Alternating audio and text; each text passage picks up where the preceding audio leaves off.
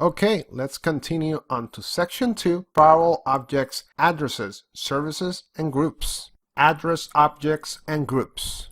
Okay, everyone, so we just began section 2. In section 2, we're going to be looking at objects inside our Palo Alto firewall. They're there to be utilized, and if you take a closer look at the picture that I'm showing, imagine yourselves getting a call at 2 a.m. in the morning. Oh, you gotta love those calls. And seeing that some of your junior engineers, they put a policy on your firewall, and you as a senior security engineer will need to wake up at 2 a.m. in the morning because your Asia customers or your Asia team is not able to access the SQL server. Or the SQL server is not able to talk to your web server, which is sitting on the DMZ. You realize that your colleague put a policy day before and he did not document on his change request form what was the source IP nor what was the destination IP.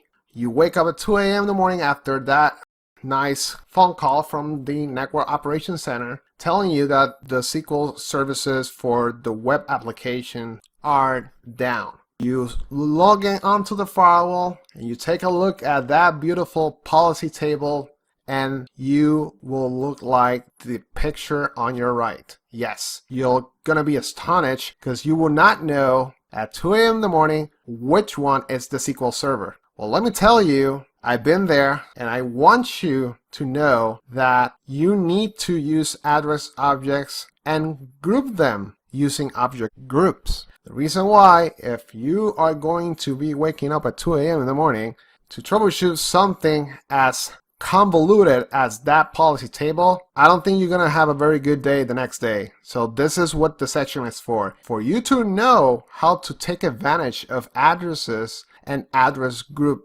objects. So let's begin. Okay, 3 topics that we're gonna be discussing in this video. Number 1, creating address objects. We're gonna create a couple of address objects. We're gonna classify them properly. That IP will no longer be an unknown IP. We're gonna use that to provide an identity. We're going to be organizing also those address objects with address groups. So if you have multiple devices that are related to the same application, you might want to create an address group and add all those address objects so you know that they're belonging to that particular group. And finally, we're going to look at limiting the human error and complexity thanks to using those address groups in our policies. What I mean by that is, instead of you making a policy each time that you need to allow or restrict some traffic, you just need to add that particular IP into an object and add the object onto an existing rule that already has the group. So don't worry, we'll take a look at that and you're going to be understanding that in no time. Okay, the purpose of this video is for you to understand what are address objects and how can we take advantage of them on the Palo Alto firewall. This is the scenario that we're seeing right here. We have 3 servers on the inside. Those are the IPs of those servers on the inside. And we got 3 servers sitting on the DMZ. Those will be our web front-end servers. We have a customer. This customer has an e-commerce website, and this website is sitting on those 3 servers that are listening for outside requests. Those 3 servers are actually reaching those 3 inside servers, which are the application servers. So the web server needs to communicate to the application server so the data can be transmitted back and forth to the customer. So you get that good old call at 2 a.m. in the morning and you got woken up because those web servers are down. The website is actually loading, but they cannot send and receive any application input. So the user is trying to input some data. The servers are giving out a 404 error, meaning that they cannot communicate to the inside. And you're like at 2 a.m. in the morning, you have no idea what or where or why those server IPs are there. You have no idea what's the purpose of them, and you also don't have any idea of what those IPs are that are configured on that rule as well. So this is where address objects are going to come into play. Those address objects are going to let you sleep a little bit more than 2 hours when you get that phone call at 2 a.m. in the morning. Let's begin the session by labeling each one. So we made some calls last night and we were able to identify what those IPs are. And sure enough, this will be the app1 server. This will be the app2 server. And finally, I may expand this a little bit. Okay. And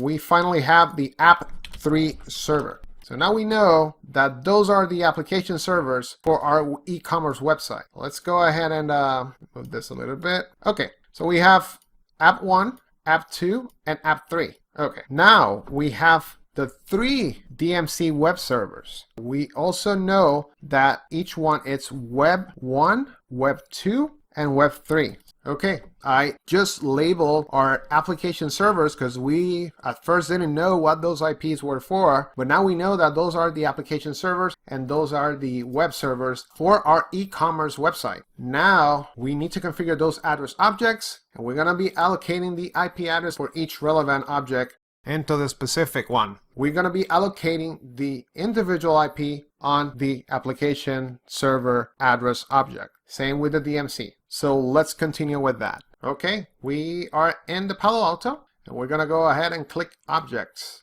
Now we're clicking addresses. We're going to click add.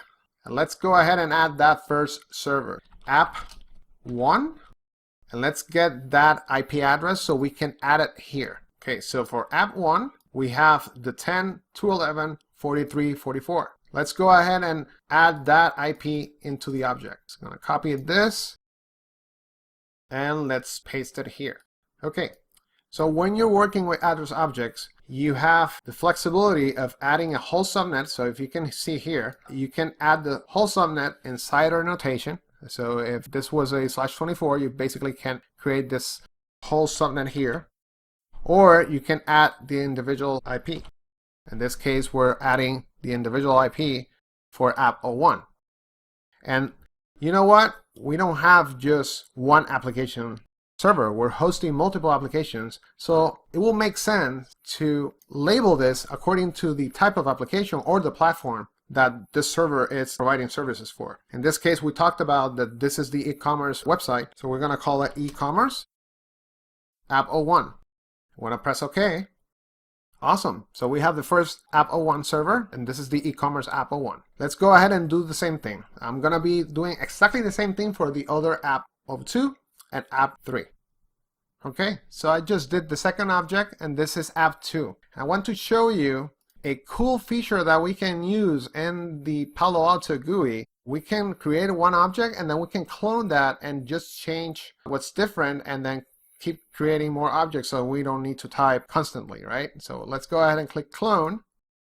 And then it's telling me which object I want to clone from. In this case, I just selected 2, so we're going to press OK. And now we basically have a clone of the same one, which indeed has the same IP. But in this case, I'm going to change this to be the last IP. So let's go ahead and this will be app3. And we're going to change this to 8. Press OK. Awesome. So now we have the app server objects created on the Palo Alto. And you can see everything is all neat with the application name and the app server number. We're going to go ahead and press commit because remember, nothing is effective until we press commit. Press commit and we should have those objects stored on the firewall. Okay, so commit completed. Now we need to do the same thing with the web DMC servers. Let's go ahead and create those objects real quick. I'm going to select the first one. Let's copy the IP. And let's go to the Palo Alto and create that object. Okay, let's go ahead and add the object. And again, now we know that this is e-commerce web 1. Go ahead, paste, and apply. And let me go ahead and do the other 2. Okay. Thanks to the magic of editing, I just created those 3 web server objects. I got the 254, 47, and 48, and those are the web servers that are sitting on the DMC. Remember what we have to do after we make a change? Commit. Okay, so commit has completed. Now that we have all those beautiful objects identifying every single IP, now we know what are they for. But wouldn't you like to, instead of having multiple policies, have one single policy that basically does the same thing? Isn't it easier to have a single policy that groups all those objects together, and you know that the policy for the e-commerce website is only one policy? So I think it's better to do it that way. That way it's easier to troubleshoot. don't you think? So let's go ahead and create an address group, and let's nest each individual object inside the group so we then have a more clean policy on our security tab. So let's go ahead and create an address group. Click on address group, and first we're going to create the first group. Is going to be our app servers group for e-commerce. So let's label that as e-commerce app servers. And then now we're going to add those objects that we previously created. Click on add. We got app 1, add again app 2, and add again app 3. Press OK. And now we got an address group with all our address objects inside that group. This is the relevant object group for the application servers. Let's do the same thing for the web servers. Add. We're going to call it the same way because we want to make sure that we have the same naming convention. We want to make sure that we follow a standard naming convention. So everyone agrees on the standard naming convention and no one needs to figure out any weird naming scheme that someone decided to put on an object. So let's go ahead and e-commerce again. This time it's web servers. Click on add, and we're going to select those 3 web servers that we created. And we can press OK. There you go. We got our address objects and we got our address group objects, and we're adding all relevant objects inside of that group. Do you want to see now how a policy will look like once we have this applied? Look at that. Do you notice a difference? I do notice a difference. It is clean, it is precise, and it's easy to troubleshoot. You now know that there's a single policy on your Palo Alto that provides traffic flow to the e-commerce app servers, to the e-commerce web servers. Same with policy that you want to create. So in this case, let's say we want to create a policy backwards. We're going to do a DMC to inside. Right now, the application servers are going to be able to talk to the web servers if the traffic is originating from the inside. We want to do the same thing for the DMC.